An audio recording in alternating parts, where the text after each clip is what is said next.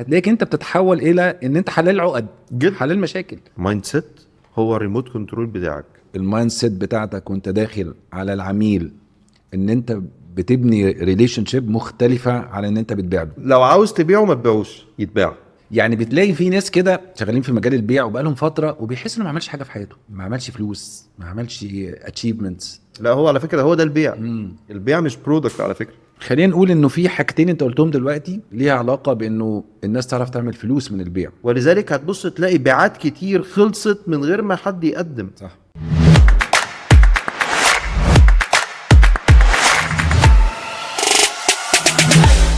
ضيفي النهارده عنده أكتر من 28 سنة خبرة في البيع والتدريب وإدارة فرق المبيعات في مدارس بيع تقيلة زي زيروكس، ميتلايف أليكو، فرانك كيتشن سيستم. كوتش أحمد رمزي هو مش بياع عادي، ده بياع تقيل قوي، فاهم اللعبة كويس، حافظ خطواتها من أول ما تتعرف على العميل لغاية ما تقفل الديل معاه، عدى على كل التحديات ورايح جاي فيها، ومعاه شنطة أسرار مليانة ذهب. النهارده هنتكلم عن يعني إيه تبقى بياع شاطر، هل لازم تبقى لابق ولا الموضوع أعمق من كده، إيه الأخطاء اللي ممكن تخسرك العميل قبل ما تبدأ، وخلاصة ال 28 سنة خبرة مبيعات في بودكاست واحد.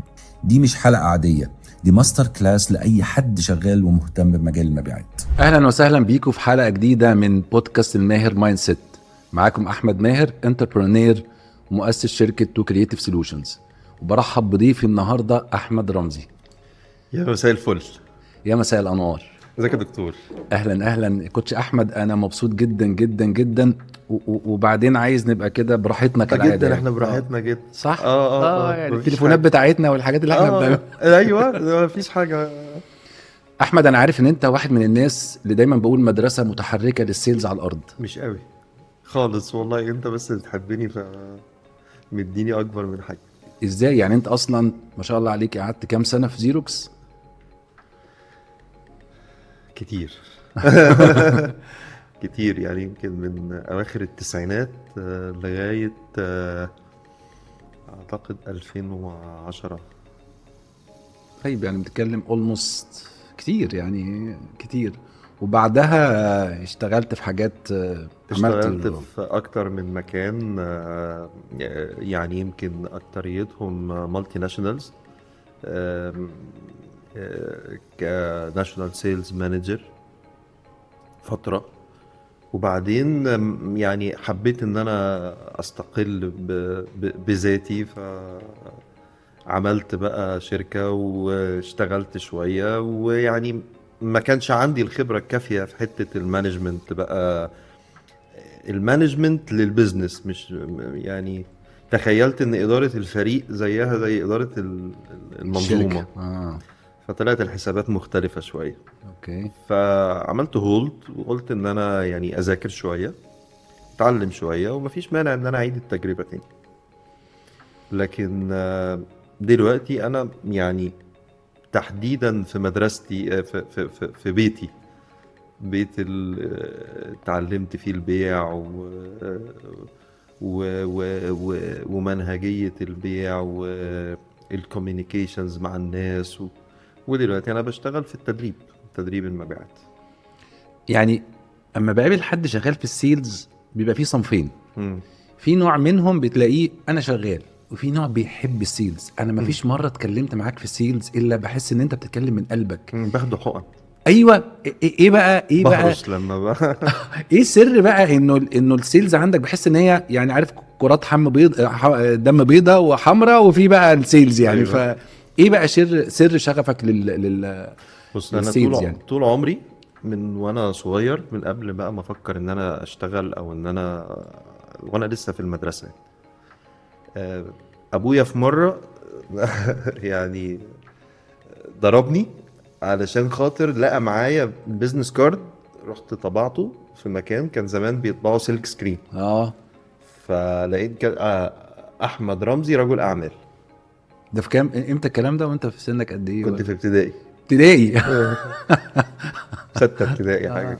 اوكي. انا فاكر اللي علقه يعني دي مفكراني انا طول عمري احب ان يعني انا ما عنديش صحاب اصغر مني، كلهم اكبر مني.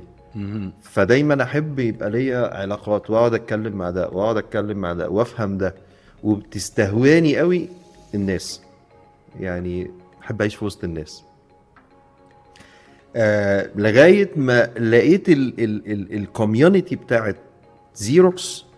كان يعني ليا ناس اعرفهم شغالين قبل ما انا اخش زيروكس، ناس قرايبي، فكنت بتفرج عليهم كده، هو ده اللي انا عايزه. يعني الناس دي بتتكلم ازاي، الناس دي شكلها لابس ازاي، الناس دي بتفكر ازاي، انا هو ده اللي انا عايزه. لما دخلت لقيت نفسي، يعني شوف انا من امتى، من وانا مثلا في ثانوي او في اعدادي بفكر ان انا اشتغل في المكان ده، لغايه ما اشتغلت في المكان دي، وكانت اول شغلانه ليا، وهي دي اكتر شغلانه انا اتاثرت بيها. بما ان انا بحب الناس، وبما ان انا احب اذاكر الناس، واحب اركز في الناس بتعمل هتقول لي انا عارف. فكان الشغل في وسط المجموعه ديت كانت بالنسبه لي مذاكره ليهم. اتعلم من ده، اتعلم من ده. طبعا في ناس اساتذه ليا اتاثرت بيهم واتاثرت بشخصيتهم. ده اللي خلاني يعني عارف اللي هو ده اللي انا عايزه، هي دي الحياه اللي انا عايزها. البيع ما ينفعش افصله عن حياتي. ليه؟ احنا حياتنا عباره عن بيعه.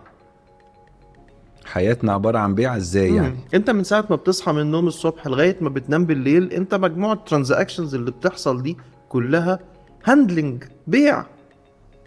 هو ليه احنا قافلين البيع ان هو بوكس اجينست ماني، فلوس قصادها صندوق؟ لا، ما هو الصندوق ده ممكن يبقى برودكت، وممكن يبقى ابنك اللي عاوز يخرج وانت مش عاوز تخرجه، وممكن تبقى مراتك اللي عايزة تروح تصيف وانت مش عاوز تروح تصيف. وممكن حاجات، ممكن صحابك، لو واحد عاوز يروح يقعد في كافيه معين وانت عاوز تروح تتفرج على الماتش في مكان تاني. لو انت قررت انك ما تبيعش هتصطدم. صح. لكن لو انت قدرت انك تبيع مش هتصطدم، هتقدر تعمل اللي انت عايزه والناس كلها تبقى مبسوطة. هي اسلوب حياة. فانتوا ليه احنا فاصلين ده عن ده؟ هو البيع منهجية. انا حياتي كلها ترانزاكشنز، حياة كل انسان ترانزاكشنز، بيعة. القعدة اللي احنا قاعدينها مع بعض دلوقتي دي ما هي بيعة. صح. وتمت بعد بيعة. صح. صح. فهي انت بتبيع نفسك للناس، بتبيع نفسك بيع فكرك، بتبيع اسلوبك، بتبيع اسلوبك، مجهودك. انا في مرحله معينه من حياتي قررت ان انا ما ببيعش، وقررت ان هو انا كده وهو كده، كانت اكتر مرحله في حياتي بايظه. اكتر مرحله مريت فيها في حياتي بظروف وبمشاكل هي الفتره دي. ان انا خلاص بقى، عارف انت سايب نفسك كده للدنيا طيار. وصدامات بقى، وصراعات هنا وصراعات هنا وصراعات هنا وصراعات هنا. طب ليه؟ الدنيا سهله. انت عارف يا احمد، والله ساعات بقول اللي ربنا انعم عليه انه اشتغل في مهنه السيلز ده لازم يشكر ربنا سبحانه وتعالى جدا، لانه قدر انه يتعلم ازاي يتعامل مع الغفير والوزير، يس، اللي معاك واللي ضدك، اللي اكبر منك واللي اصغر منك، اللي بيتفق معاك واللي ما بيتفقش معاك، اللي مقتنع بيك واللي مش مقتنع بيك. وزي ما انت قلت كده، هو الواحد لما بيبتدي يطبق اساليب البيع في حياته بيحس ان هو ناجح. هقول لك على حاجه بسيطه اكيد بتحصل معانا. يعني لو فرضا مثلا قاعدين كده مع بعض كده في كافيه ولا حاجه، وعايزين مثلا نخلي الراجل مثلا يحول الشانل من القناه الفلانيه للقناه الفلانيه، هيقول لك ايه؟ احمد اعمل انت الموضوع ده، انت هتعرف تبيعها له. هتلاقيك انت بتتحول الى ان انت حلال عقد، حلال مشاكل. ففعلا فصل السيلز عن الحياه، لا، هو السيلز هو اسلوب حياه. انا عجبتني الفكره فعلا بتاعتك. وبعدين احنا بقى من الحته دي بدأنا نخلق حاجات ومسميات، يعني يقول لك مثلا ايه، ذكاء عاطفي، ذكاء اجتماعي، وبدأت تبقى مناهج بقى. على فكرة هو ده كل ده سيلز. صح. صح. ما ده اللي احنا بنقوله من زمان. ليه النهارده لما يعني غير هدومه ولبس حاجه مختلفه لا بقى شكله حلو؟ لا، هو على فكره هو ده البيع. يعني البيع مش برودكت على فكره. البيع مش برودكت. مش برودكت. امال ايه قصدك؟ ايه البيع مش برودكت؟ احنا بنبيع برودكت. يعني انا دلوقتي عندي برودكت، عندي منتج، عندي سوليوشن، انا رايح ابيعه للزبون. لو عاوز تبيعه ما تبيعوش، يتباع. لا، فلسفه جامده. ايه لو عايز تبيعه وما تبيعوش يتباع؟ طب يعني ايه؟ فصل لي بقى القصه دي. انت النهارده لما بتيجي داخل عند العميل بتاعك، اذا قررت انك انت تخش تعمل برزنتيشن عن البرودكت بتاعك متجاهلا تماما البني ادم اللي هيستخدم البرودكت ده، انت هتشتغل على الناس اللي بتدور على يشتري البرودكت ده. بص، ده غير كده بقى، العميل لما بيجي لك هو ما بيبقاش شايف الموضوع الحقيقي، هو بيبقى شايف عرض، شايف شوية حاجات بتحصل له، فالحاجات اللي بتحصل له ديت يقول لك انا محتاج اشتري ده. اوكي. هو الحكم بتاعه مش مبني على خبرة، مش عندوش الخبرة اللي موجودة عندك، انت اللي متخصص في ده. صح. وانت اللي عارف الابليكيشن المظبوط اللي يتباع عليها ده، وايه الفاليوز اللي من ورا البيعة دي. فهنا مين اعلم بقى، انت ولا هو؟ يعني انا الاعلم طبعا. حلو. اذا انت النهارده قدرت تفهم هو قام خد قرار انه يدور ويعمل شوبينج على ده ليه، هتقدر تحط السوليوشن المظبوط وتبيع صح. وكمان اذا قدرت تفهم البني ادم اللي قدامك ده دماغه بتفكر ازاي. انا دايما بقول كلمة، بقول ان البياع يعني صابوني الملمس، عامل زي الحرباية، حطه على اي حاجة يلون. على فكره الحربايه باي ذا واي، معلش انا هسوي في الحته دي، في كتاب اسمه تيكينج ذا فلايت. الكتاب ده فكرته ان هو ناس عندهم مشاكل، وكل واحد بيبقى عنده وجهه نظر معينه، واللي هم موجودين في الغابه، وفي الصقر بيمثل نوع من الشخصيات، وفي البومه نوع من الشخصيات، وهكذا يعني. فرايحين للحكيم عشان يحل لهم المشكله. مين الحكيم وقتها؟ الحربايه. وعلى فكره هي الحربايه للاسف الناس فاهمينها ان هي حاجه وحشه، بالعكس ان هي بس بتتغير على بالظبط. يعني تخيل حضرتك، انا بدي مثال كده، انا دلوقتي بتكلم انجليزي فرنساوي والماني. حضرتك لو بتتكلم الماني هكلمك ايه؟ الماني. فرنساوي هكلمك فرنساوي. فانا وقتها بلون نفسي عليك. طب تخيل بقى انت بتتكلم الماني وانا بتكلم فرنساوي ومصمم اكلمك فرنساوي وما نفهمش بعض، مش هنفهم بعض خلاص. فالحربايه دي فعلا واحده من الحاجات. بس قلت يعني الشيء بالشيء يذكر ان هي فعلا ده الشخص الحكيم اللي كان انا دايما بقول يا جماعه، البياع لازم يبقى عامل زي الحربايه. ليه؟ انت بتقابل في اليوم 5 6 7 8 عملاء، كويس؟ طب محمد شبه ابراهيم؟ لا. ابراهيم شبه السيد؟ لا. كل واحد ليه طبعه، كل واحد ليه عقله وطريقة تفكيره، كل واحد ليه احتياجاته ومتطلباته. صح. اللي ينفع ده ما ينفعش لده. الاسلوب اللي ينفع مع ده يختلف عن الاسلوب اللي ينفع مع ده طبعا. فانت ازاي النهارده بقى عايز تبقى باتجاه واحد وتقعد مع كل الناس دي وتمشي وتركب معاهم؟ مش هتمشي طبعا. فانت لازم تبقى عندك مرونة انك انت تقدر.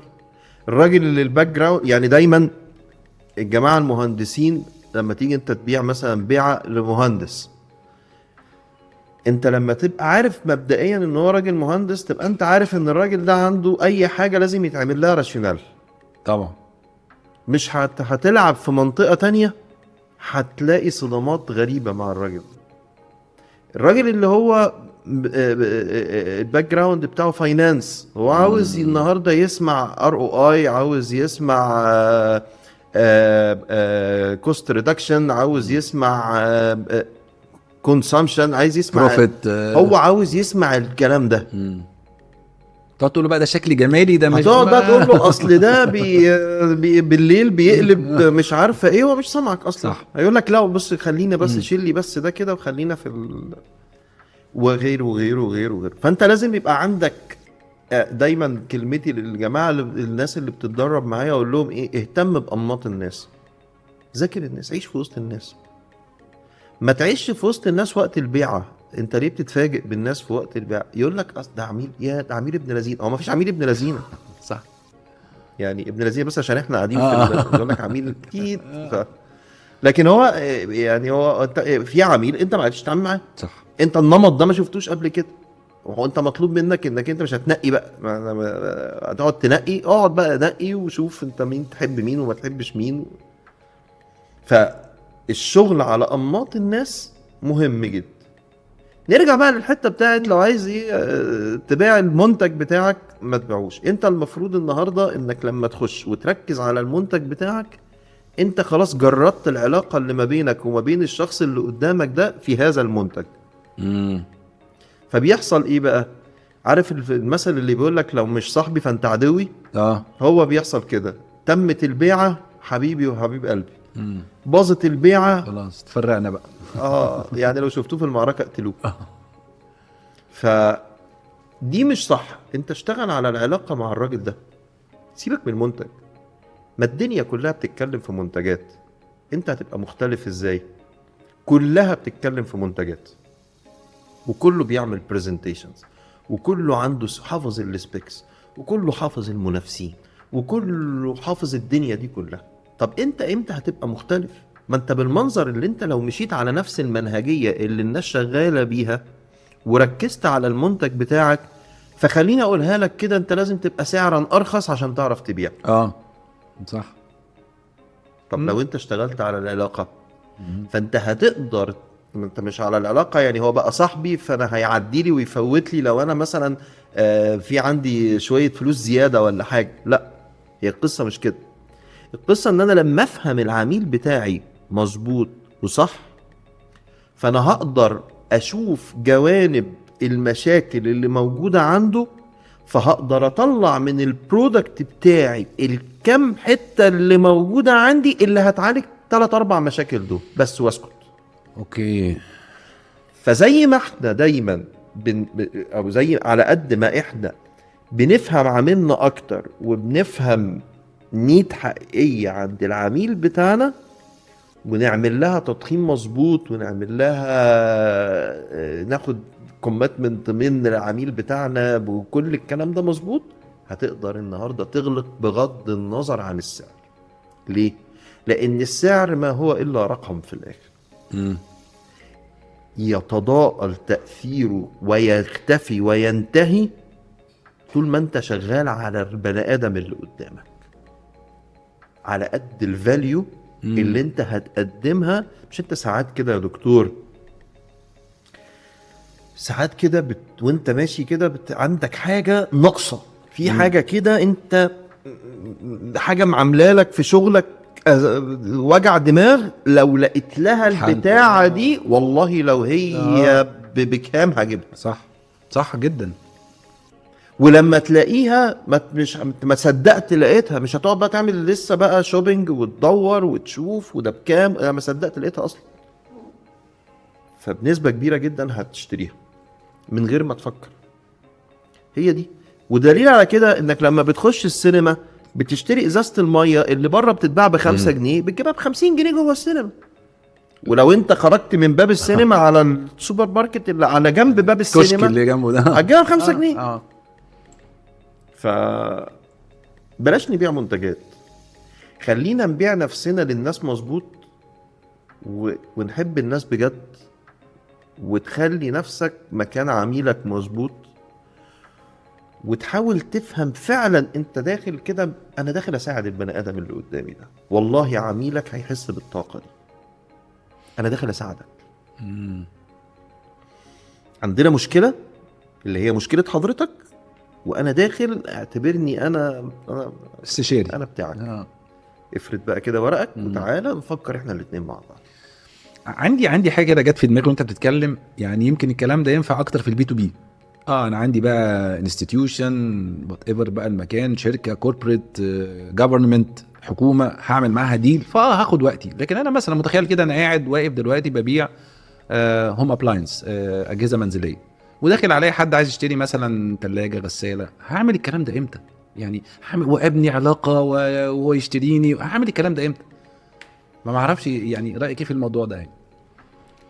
بص، العلاقه بتتبني وانا بسلم عليك، امم وطاقتي بتوصل لك وانا بسلم عليك. امم بي تو بي او بي تو سي، الاتنين هو في الاخر عميل.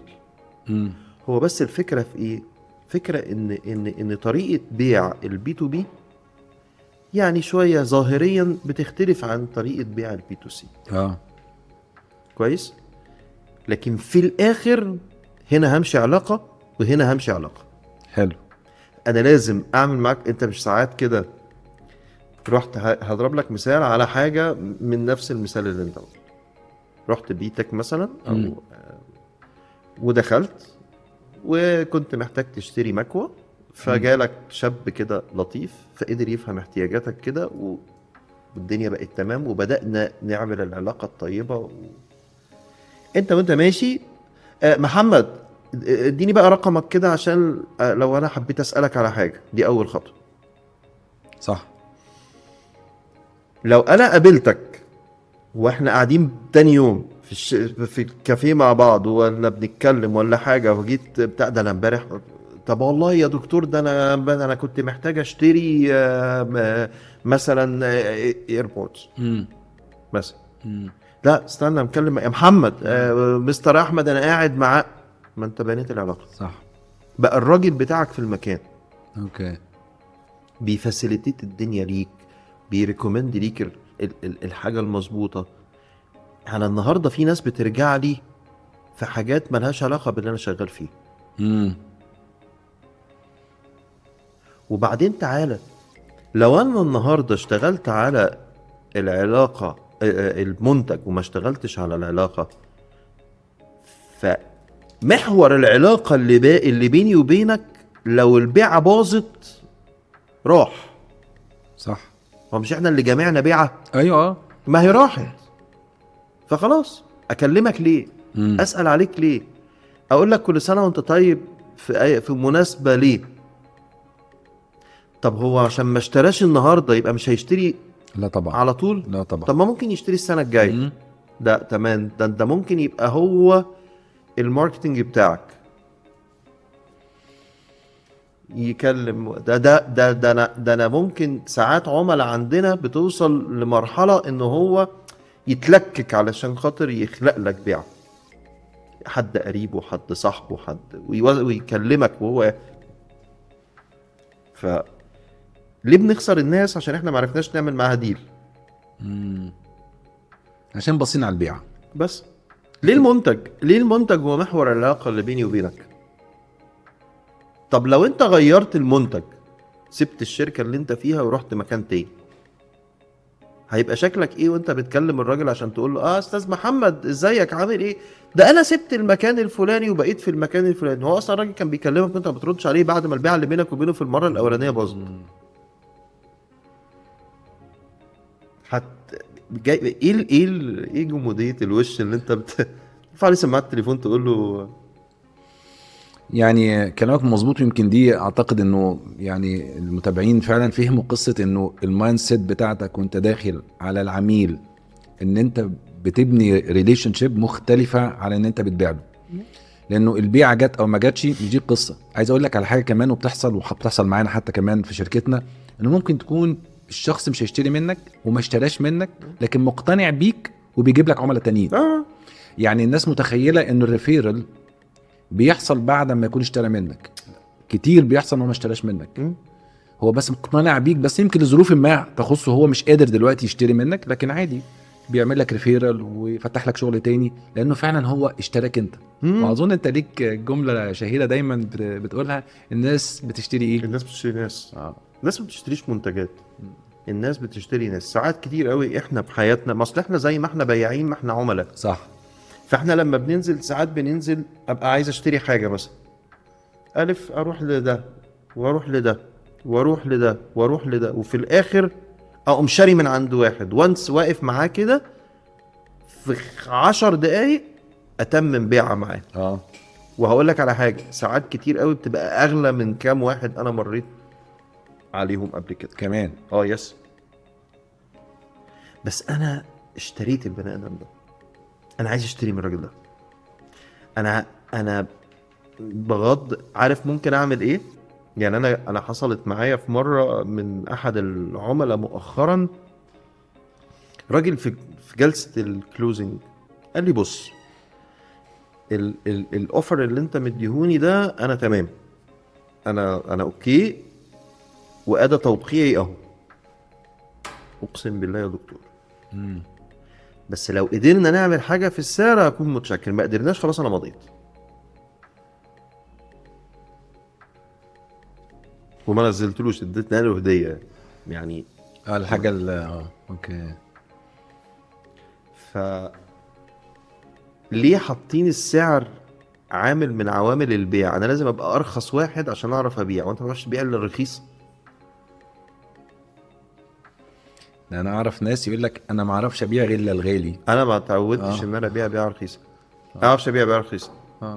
يعني اذا ما اصل هي البيعه الرخيصه هتاخد نفس البروسيس بتاعت البيعه الكبيره.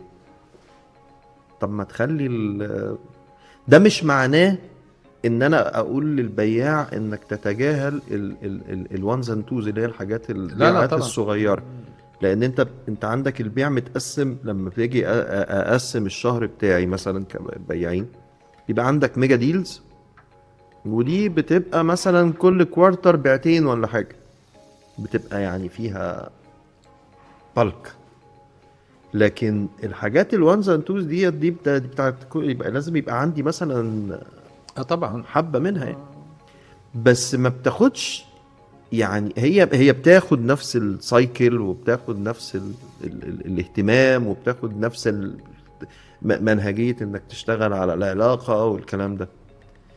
بس العائد بتاعها اقل من العائد بتاع البيعه الكبيره. فما لازم يبقى عندي الميكس بقى ما بين ده وما بين ده.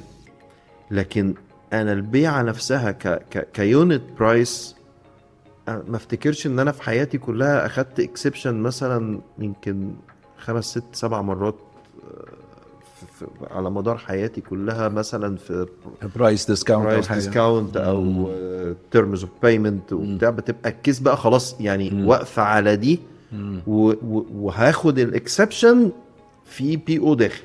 اوكي خلاص يعني احنا خلصنا تفاوض وخلصنا كل المراحل، وهي واقفه بس على الحته دي، فتمام ما يعني نقدر نعمل. لكن غير كده هنبيع رخيص ليه؟ وبمناسبه بقى الرخيص والغالي، يعني بتلاقي في ناس كده شغالين في مجال البيع وبقالهم فتره وبيحس انه ما عملش حاجه في حياته، ما عملش فلوس، ما عملش اتشيفمنتس. ايه بقى نقول لهم ايه الناس دي؟ بما ان احنا في الماهر مايند سيت، اوكي، البياع جزئين، سكيلز ومايند سيت. صح. بس نسبة السكيلز والمايند سيت مش متساوية.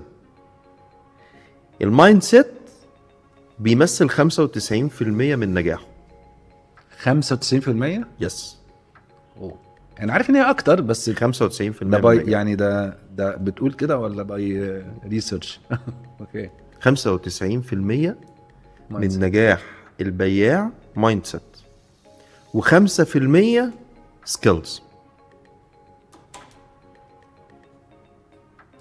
واو، نسبة كبيرة. ما هي دي المفاجأة. يعني انا متوقع دايما المايند سيت بتاع اي حد في الدنيا بيكون هو ده هو القاطرة. مايند سيت هو ريموت كنترول بتاعك. مايند سيت هو ريموت كنترول بتاعك، لان المايند سيت هو النمط الفكري بتاعك، هو عقلك الباطن. فعقلك الباطن هو اللي مسؤول عن تحركاتك، وتحركاتك هي اللي بيطلع من وراها النتائج. صح.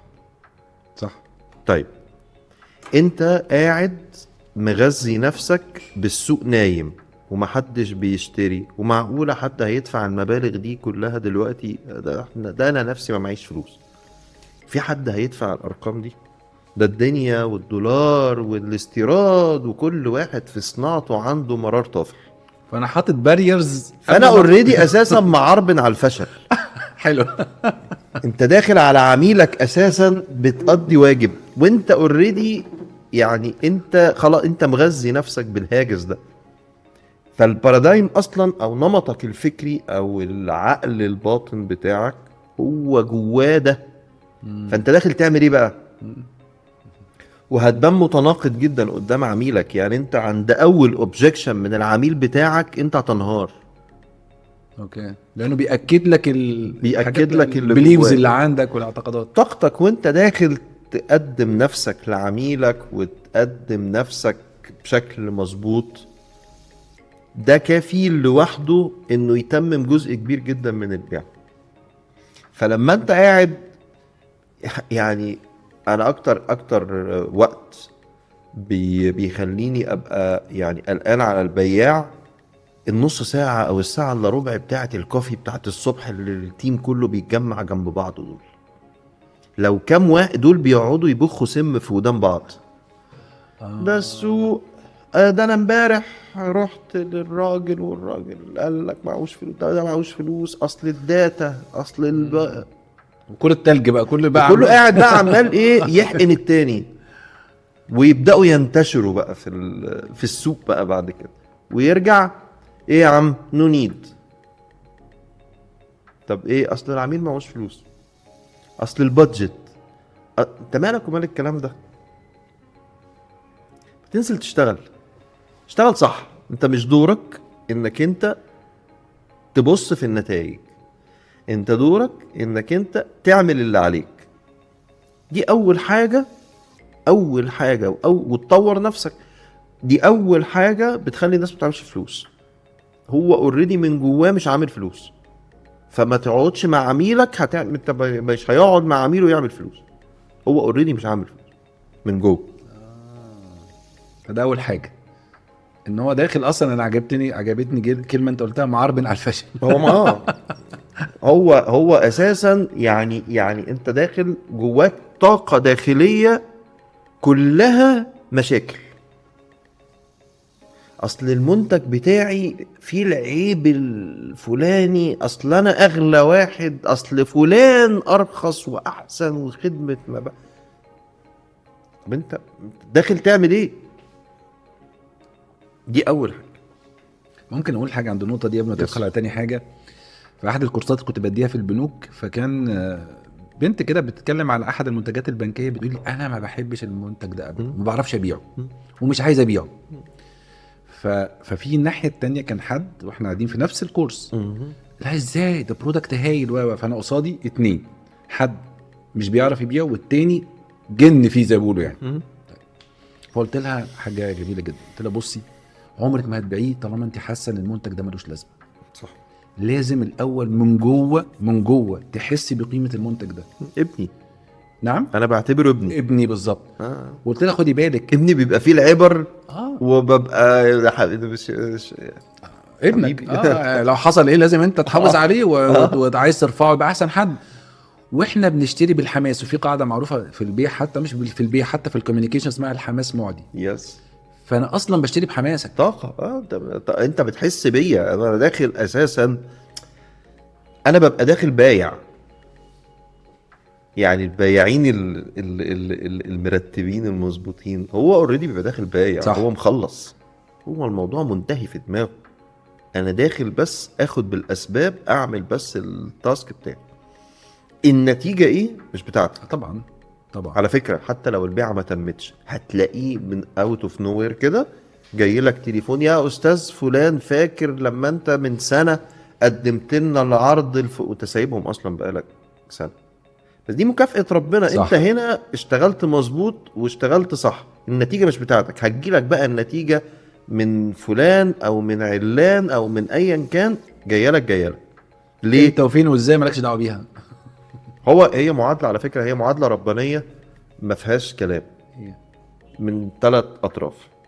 من يتقي الله يجعل له مخرجا ويرزقه من حيث لا يحتسب. الحاجة اللي تخصك في ال3 حاجات دول ايه؟ اتقي الله بس كده. مش اتقي الله صوم وصلي. اتقي الله صوم وصلي ده الطبيعي. لكن اتقي الله في انك اعمل اشتغل كده من قلبك كده واعمل اللي عليك وخد بالاسباب اشتغل وانزل مظبوط. اشتغل على نفسك، علم نفسك مظبوط، يقينك بالله مش بالاسباب. مالكش دعوه بالكلام ده كله، سيبك من اللي داير حواليك ده كله، انت تنزل تعمل اللي عليك. لان هي المعادله ديت ما فيهاش التضخم وما فيهاش السوق نايم وما فيهاش الكلام ده. هم 3 كلمات، اذا عملت الطرف المعادله الاول تستحق الطرفين التانيين. يعني يرزقه من حيث لا يحتسب ويجعل لك مخرجا. عايز ايه تاني؟ فانت دورك اعمله، مالكش دعوه بالنتيجه، النتيجه مش بتاعتك. صح. فدي اول نقطه بتخلي الناس فعلا ما بتعملش فلوس بسبب الحته دي. وتلاقي العيال ماشيه في طول النهار في الشوارع انفس مطمئنه بقى يا عيني، عاملين زي وفي الاخر راجعين بدل طالعه وبدل نازله، والرجاله راجعه كلها على المكاتب وتكتب في ريبورتات، وتحس ان هم شغالين في روتين موظفين حكومه. البيع مش كده. النقطه التانية بقى المهمه واللي فعلا بتخلي الناس ما بتعملش الفلوس، اداره بنك العملاء. اداره بنك العملاء، يس. ده بنك جديد فتح في السوق ده ولا ايه؟ ده انا مسميه صندوق الدنيا. صندوق الدنيا كمان. يس. بتاع زمان ده اللي هو بتاع البيانولا ده ايوه. بنك العملاء ده هو رصيدك وده فلوسك، ده بجد على فكرة. دخلك مرتبط ارتباط وثيق ببنك العملاء بتوعك. بنك العملاء ده اللي هو البروسبكت بيز بانك. البروسبكت بيز بانك ده هو العملاء بتاعتك او الكيسز بتاعتك اللي انت مدخلها جوه الفانل. اوكي. من اول الانيشيال كول لغايه الكلوزنج وما بعد الكلوزنج، فولوينج اب بقى مع العميل لايف تايم لغايه كده واضحه. طيب ايه اللي بيحصل بقى عشان البياعين الايه النشنجيه يجي هيترفد، مديره بقى راكب فوق دماغه، فينزل ربنا يهديه كده ويقوم ايه يفتح في الشغل، يقابل بقى ناس وينزل ويعمل ميتينجز وبتاع، فيصطاد له 3-4 ضحايا. وانا هستخدم هنا ضحيه. فيصطاد له 3-4 ضحايا، وعاده ما بيشتغلش معاهم بعمق، بياخد من على الوش. فبياخد اللي جاهز اوريدي، واحد بيدور على المنتج ده او حاجه شبه المنتج ده، ما هو مفيش وقت، هو مستعجل هيترفد، وده ظهر له بالصدفه تعال اشتري مني. فياخده ويدخله جوه بنك العملاء. بنك العملاء ده ليه فتحتين، فتحه من فوق هو صندوق ليه من فوق ان ومن تحت اوت، وفي النص الفانل البروسيس كلها في النص، ودي ليها وقت. يعني هو اوريدي متقسم جوه، متقسم في عميل هيخلص الشهر ده، عميل هيخلص الشهر الجاي، عميل هيخلص الشهر اللي بعده. انت قادر تحكم على الكيس بتاعتك والبروس. العميل البياع اللي هو بقى النشنجي ده عادة ما بيبقاش عنده لا 60 ولا 90، هو بيبقى شغال على 30 بفر تك تك، اللي جاي على ايه، اللي جاي طالع. وعادة ما بيبقاش عنده رفاهية الوقت انه يحكم على الكيس صح. فلو هي ينفع تبقى ميجا ديل مش هيقدر، هو هينتش ما هو مش مذاكر، مش ملحقش يذاكر. فاير فايتنج بيسموه كده، تك تك يلا بسرعه عشان احقق التارجت واقفل الشهر وكده. فيبدا يدخل من فوق من صندوق من بنك العملاء، يدخل العميل يمشي. لما بيصطاد له 3-4 عملاء بيحصل ايه بقى؟ بيقوم قافل بنك العملاء من فوق، يوقف بروسبكتنج. جبرت بقى خلاص. ما انا هو محتاج، هو عاوز يخلص على الناس دي، الشهر بيخلص هيترفد، ويبدا يقرص طبعا في المرحله ديت بيحصل بلاوي سودة، ده بتحصل تخش في اوفر سيلينج بقى وكل السخافات. الناس اللي كلها محطوط سبام على الترو كولرز والحاجات دي كلها ناتج الحركه دي. بريشر وضغط على العميل وموضوع مزعج، وهو نفسه بيبقى مضغوط، ومديره راكب فوق دماغه. فبيحصل ايه بقى؟ البنك بيفضى، هو بيسحب من تحت يخلص، فالبنك فضي، ما بقاش في عنده بوتنشال، ما بقاش عنده بكره. ما بقاش عنده بكره. طيب فيعمل ايه؟ فلس، يرجع تاني. عايز افتح بقى، يقوم فاتح.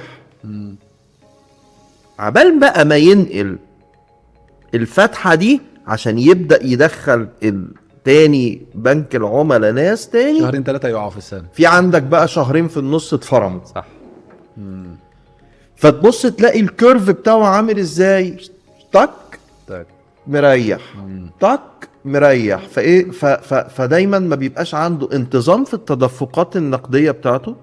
ان هو تاني حاجه هو مش عارف هو هيقبض كام. هو انت بنك العملاء ده هي ملهاش يعني حاجه يعني اوفيشيالي، بس هو بالخبره كده احنا طول عمرنا شغالين على ان دخلك يساوي 10% من رصيد بنك العملاء بتاعك. فانت عايز تقبض كام؟ البياع هو اللي بيكتب مرتبه بايده، شيك مرتبه هو اللي بيكتبه بايده. دي احد ميزات الشغل في البيع جدا. انت مالكش سقف.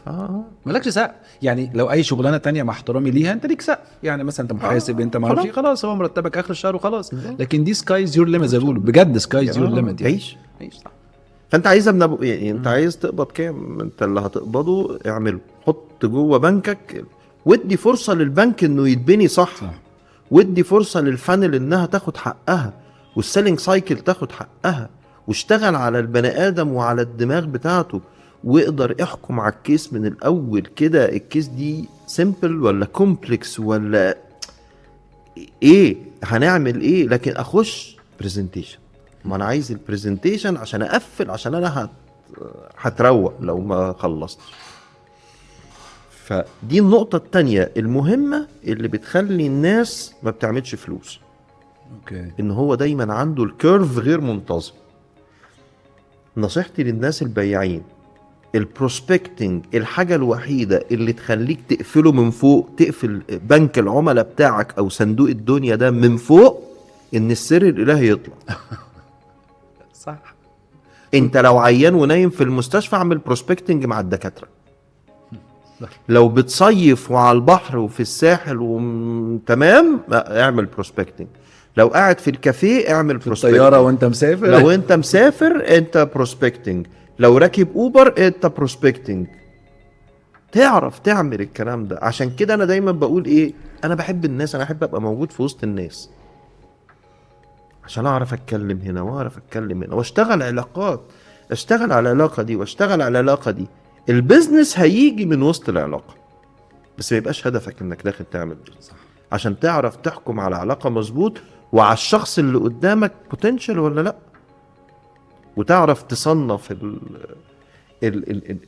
العلاقات بتاعتك مظبوط، فتعرف تستفيد. انا اعرف ناس عنده كمية علاقات مرعبة ومش عارف يستخدمها. كارثة. فلا انا ابقى شايفها علاقات بس لمجرد العلاقات، لان انا مش بتاع علاقات عامة، ولا ان انا داخل عيني على جيب البني ادم اللي قدامي. لازم ابقى كده ايه، انا اعمل معاك العلاقة مظبوط، بس لو قدرنا ان احنا نطلع فرصة لتعاون بيني وبينك في بيزنس، يلا بينا. برضو يا احمد وانت بتتكلم عندي نفس الموضوع. الكلام ده بينفع في الديلز، صفقات، كومبلكس سيلز، لكن ينفع في البيعات العادية دي. انا رايح اشتري موبايل مثلا، ولا رايح اشتري تلاجة ولا غسالة، ولا رايح اشتري بدلة. البياع هيعرف يعمل كل الكلام ده كله. يعني انا برضو شايفها بصراحة طب انا كلام حلو، بس حاسس ان هو ساعة التنفيذ هيبقى شوية صعب. طب انا هحكي لك حاجة حصلت معايا لسه من اسبوعين. انا كبياع ولا كمشتري؟ كمشتري. طيب. انا كان عندي مناسبة وكنت نازل اشتري يعني هديتين. كويس. اول هدية دخلت، الولد شاب لطيف محل نظارات، قعد معايا، فهم انا محتاج ايه. انا شايف الولد من ساعة ما انا دخلت، من مقابلته ليا ومن احتفاؤه بيا وقد ايه هو مهتم ان انا موجود، وقد ايه هو مهتم ان انا يعني محتاج حاجة، وان هو فعلا محتاج يساعدني مش يبيع لي، خلتني اقول ان انا مش هخرج من المكان ده إلا لما اشتري. لغاية هنا مفيش حاجة جديدة قلناها. خد اللي جاي بقى. انا اشتريت من عنده النضارة وتمام وزي الفل. حلو.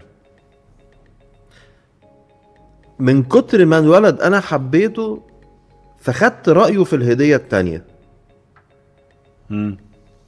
فقال لي ايه رأيك طيب على اللي انت بتحكيه ده، طب ما تبقى الهدية ساعة.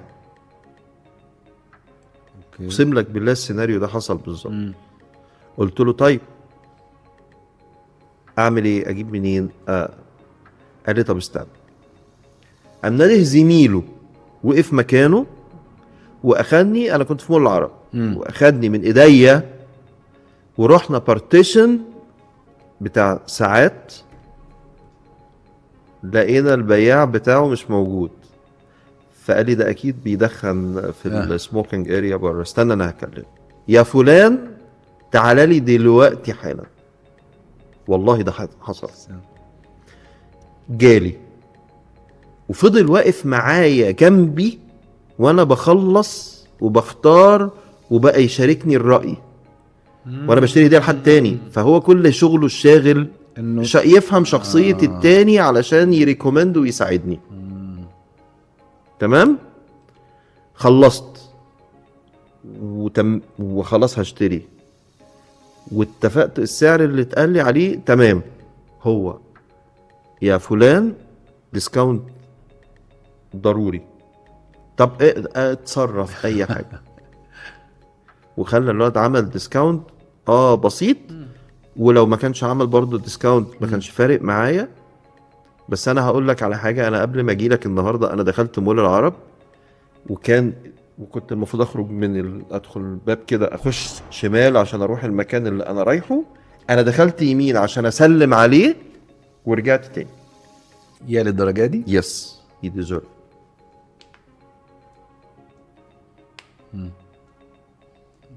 بيع عادية ولا بقى كومبلكس ولا اي حاجة، نضارة وهدية خلاص. ولا بقى اتخاذ قرار، ولا انا واحد نازل اشتري هدية، مفيش اي حاجة خالص. تعال اديك بقى النقيض بتاعه. طيب انا بأمن على عربيتي. فيوم الخميس رحت احدى شركات التأمين عشان أأمن على العربية. دخلت، هم وصلوني لمرحلة ان انا وقفت في وسط الأوضة، هم 3 قاعدين، يعني اللي في الأوضة دي كلها مكتبهم في سمارت فيلج. عاين العربية، فطلعنا علشان خاطر ان انا بقى ايه يعني عاوز انفذ علشان اخد البوليس. خلاني وصلني المرحلة ان انا وقفت في وسط الأوضة، اقسم بالله قلت لهم يا شباب انا عميل جاي اديكوا فلوس كتيرة يعني. انتوا ازاي بتعملوا كده؟ ايه بقى اللي كان حاصل؟ كمية اولا كل واحد قاعد بيتكلم معاك عينه في جهاز الكمبيوتر اللي قدامه. اي كونتاكت مفيش. وكل واحد يهف الشوق يقول كلمة في موضوعي بيقول. واللي نازل عليه اجي اقول طب ينفع لا ما ينفعش، ممنوع. لا هو لا ما ينفعش. عارف على فكرة لا ما ينفعش. انا يعني تمام ان هو الرولز بتاعت المكان بتقول كده، وانا المفروض جاي مختار المكان اشتغل معاه، فانا لازم التزم بالقواعد بتاعت المكان، ما عنديش مشكلة. بس هندلني على فكرة. فخلوني وقفت في وسط الأوضة. يا جماعة انا عميل، انتوا بتهزروا؟ ايه يعني ايه اللي بيحصل ده؟ وانفعلت جدا وانا لو كنت ساعتها قدامي حل تاني حتى لو اغلى، انا كنت عايز أأمن في اليوم ده، لان انا كنت تاني يوم مسافر ومش هينفع اطلع بالعربية من غير ما أأمن عليه. وهم الوحيدين اللي قريبين مني. يعني دلوقتي هصدر دلوقتي. ودي برضو خلي بالك بتنور حتة تانية. شوف انت كل حاجة سيئة ما عدا ان هو هيصدر دلوقتي. شوف خلتني اتغاضى عن ايه كله، السعر كده. بقول لك انا لو كنت ساعتها لقيت بديل بنفس هيصدر دلوقتي حتى لو اغلى حتى لو اغلى هتروح له. كنت هروح له. يعني المثال ده في مثالين في بعض، ان انا ممكن اشتري حتى طالما النيد موجوده والالم موجود. هم لعبوا على الحته دي، بس هم لعبوا عليها غلط. هو بدل ما يكسبني خلاص، هو انا السنه الجايه ديفينتلي مش هجدد. ولو حد طلب قال لك مثلا ايه رايك، مش هريكومند طبعا. بس انا كنتش عندي رفاهيه الوقت ان انا اختار. انا عايز دلوقتي عشان انا مسافر الصبح، فعايز اخلص دلوقتي. والبيعات بتخلص كده على فكره. يعني من ضمن الحاجات اللي بوظت الايمج ان الناس من كتر ما هي بتزن، في بعض العملاء بيبقى بيشتري اي حاجه عشان يخلص من الزن. طب ما ده يشجع الناس اللي بتزن تزن اكتر. ما هو بيبقى ما ده ما بيبقاش كتير، يعني ده بتبقى نسبته قليله، ولما بيخلص مره مش هتشوف وشه تاني. طبعا. خد ابعد عني. ده عايز اقول لك على حاجه كمان، نسبه المرتجع من الناس دي بتبقى كتيره. طبعا. ريتيرن، لان هو خلاص انا اشتريت عشان اخلص فايه وبعد اللي انا كده عملته لقيت ده مش بيقابل اللي انا محتاجه، فرجعه. فارجع بيه. صح. لما تيجي تحط هدف، والنبي بلاش انه يبقى رياليستيك واتشيفبل. هو انت لما بتيجي تطلب، انت بتطلب من ربنا ولا بتطلب من مين؟ صح، وجهه نظر، انا اقتنعت. التارجت مش هدف، هو نتيجه. المايند سيت نرجع نقول، ما هي مايند سيت. هي مايند سيت. عارف رجل الكيكي؟ لا. ما تنزل وتشتغل، نتيجه مش بتاعتك. ودي بتحصل لي انا شخصيا، بتحصل للتيم عندي، وبتحصل لاي حد. والله العظيم هتجيبها كده هتجيبها كده. انا هبيع له بقى اللي يوصله، يساعده يوصله مرتاح. ايه ده؟ مش المفروض احنا متعودين كده؟ يعني ابيع له الحاجه اللي توصله. اللي هيروح له ما هو اللي هيروح له هو عارفه اصلا، ابيع له فيه ايه بقى؟ مش عارفه منين. اللي بيسموه البينيفيتس يعني. الفاليوز. الفاليوز. وبكده نكون وصلنا لنهاية حلقتنا النهاردة من الماهر مايند سيت. يا رب تكونوا استفدتوا من الأفكار والتجارب اللي شاركناها معاكم. ولو عجبتكم الحلقة ما تنسوش تعملوا لايك وشير، وكمان تشتركوا في القناة عشان تتابعوا كل جديد ينزل من الماهر مايند سيت. منتظر تعليقاتكم وآرائكم واقتراحاتكم لمواضيع نناقشها وضيوف تحبوا تشوفوهم معانا في الحلقات الجاية. أشوفكم على خير. الماهر مايند سيت، بوصلتك للنجاح.